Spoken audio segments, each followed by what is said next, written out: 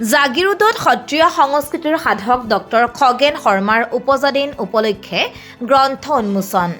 আজি ৬৪ সত্ৰীয়া সংস্কৃতিৰ সাধক জাগিৰোড মহাবিদ্যালয়ৰ অৱসৰপ্ৰাপ্ত অধ্যাপক ৰূপালী জয়ন্তী গৰকা জাগিৰোড সত্ৰীয়া সংগীত বিদ্যালয়ৰ প্ৰতিষ্ঠাৰে পৰা অধ্যক্ষ ডক্টৰ খগেন শৰ্মাৰ ৬৫ সংখ্যক উপজা দিন জাগিৰোড কলা মন্দিৰত মৰিগাঁও জিলা সাহিত্য সভাৰ গৱেষণা উপ সমিতিৰ সহযোগত আৰু জাগিৰোড সত্ৰীয়া সংগীত বিদ্যালয়ৰ উদ্যোগত উদযাপন কৰে।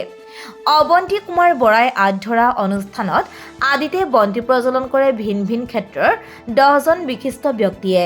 ইয়াৰ পিছত দলীয় বৰগীত পৰিৱেশন কৰে।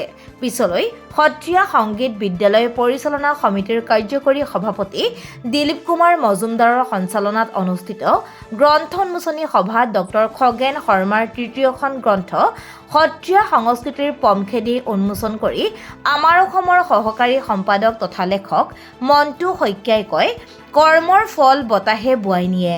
জীৱন উদযাপন কৰাৰ সৌভাগ্য সকলোৰে নাথাকে। পৃথিৱীখন কিতাপৰ দখলত আছে।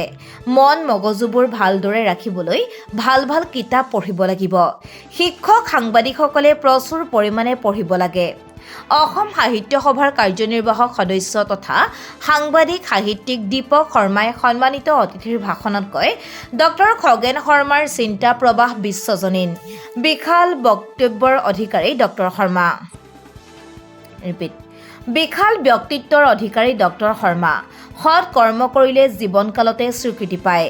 মানুহ নামৰ জীৱটোৱে কেইদিনমানৰ বাবেহে পৃথিৱীলৈ আহে। এইকেইদিন ভাল কাম কৰি নিজৰ নাম যশ পৃথিৱীৰ বুকুত থৈ যাব লাগে। সভাত মৰিগাঁও জিলা সাহিত্য সভাৰ নৱনিৰ্বাচিত সভাপতি ডক্টৰ হৰমোহন কলিতাই শুভেচ্ছামূলক বক্তব্য দাঙি ধৰি ডক্টৰ খগেন শৰ্মাৰ বিশাল কৰ্মৰাজিৰ কথা দোহাৰে।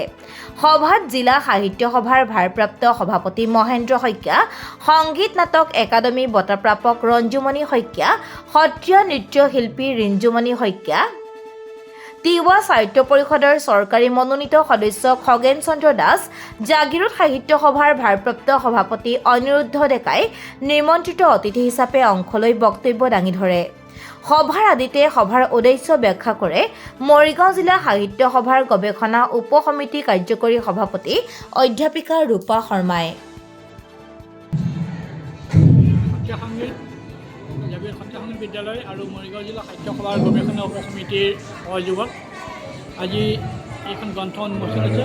আমি লিখা সত্ৰীয়া সংস্কৃতি পমখেদি বুলি এইখন প্ৰকৃততে বিভিন্ন সময়ত লিখা প্ৰবন্ধবিলাক ইয়াত সংকলন এটা কৰা হৈছে। এইটো 1984 চনৰ পৰা এই 2024 চনলৈ এইটো কৰা হৈছে। মানে এইকাৰণেই যাতে প্ৰবন্ধবিলাক পেলনি আমাৰ পাছত বিচাৰি নোপোৱাকৈ নাথাকে, এইটো কাৰণে কৰা হৈছে।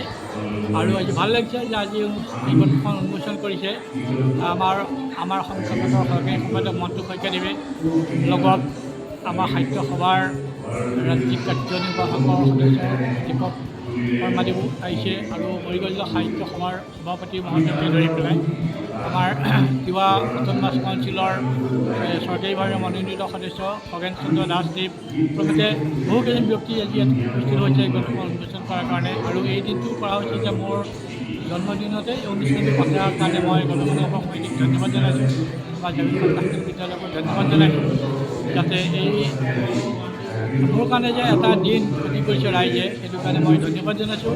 আৰু সকলোৱে যাতে আশীৰ্বাদ কৰে। মোৰ যিটো কৰ্মৰ প্ৰেৰণা মই বহুতখিনি পাইছোঁ আজি। কৰ্মৰ প্ৰেৰণা মই সত্ৰীয়া নৃত্য এইটোত লাগি আছোঁ, কিন্তু মই প্ৰকৃততে প্ৰথম অৱস্থাত মই সাহিত্যৰ লগতহে জড়িত। তাৰপিছতে সংগীত জগতলৈ আহিছোঁ। আমি কলেজত চাকৰি কৰাৰ লগে লগে মই এইটো অনুষ্ঠান লৈ গৈছিলোঁ। জাগিৰোড সত্ৰীয়া সংগীত বিদ্যালয় স্থাপন কৰিছিলোঁ 1993 আৰু এইটো চলি আছে। আজি 31 বছৰ ধৰি এই অনুষ্ঠানটো চলি আছে। বহুতখিনি ছাত্ৰ ছাত্ৰী ইয়াত মানে শিক্ষা লাভ কৰিছে, বিশেষকৈ তিৱা সম্প্ৰদায়ৰ ছাত্ৰ ছাত্ৰীসকল সকলোৱে সহযোগ কৰিছে। আজিৰ দিনটো ভাল ধৰণে উদযাপন হোৱাৰ কাৰণে মই সকলোকে ধন্যবাদ জনাইছোঁ।